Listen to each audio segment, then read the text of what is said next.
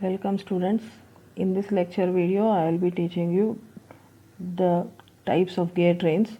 The first one is the simple gear train. Basically we will learn what is a gear train is. Gear train is a series of gears which are intended for transmission of power or motion. Okay, so we have different types of gear trains, under which the first one is a simple gear train. Okay, in simple gear train the all the gears, okay, so there are series of gears here, all the gears are mounted on different shafts. Okay, so each shaft is mounted with only one gear. That is the main difference between simple gear train and other gear trains. Here each shaft is containing only one gear. Okay, so they can be in zigzag manner. All the gears can be arranged in a zigzag manner or in the straight line as shown here. Now look at the figure here.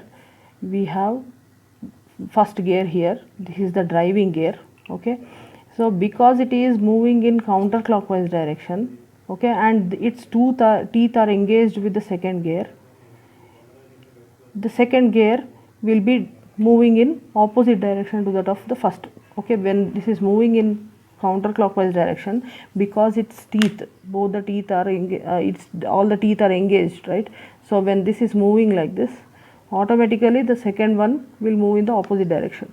So the same rule applies to all the series of gears. Now coming to the first type of definition, this is speed ratio. This is very important to remember.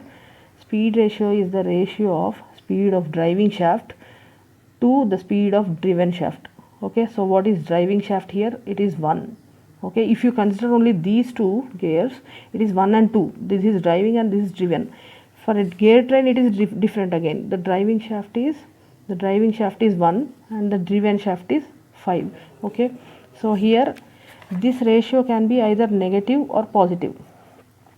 When it is negative is when the first gear that is the driving gear and the last driven gear, they are moving, if they are moving in the opposite direction, then this ratio will come out to be negative.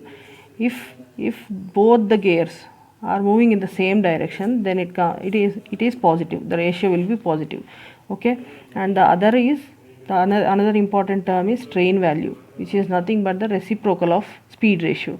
That means here train value is speed of driven shaft by speed of driving shaft. Thank you.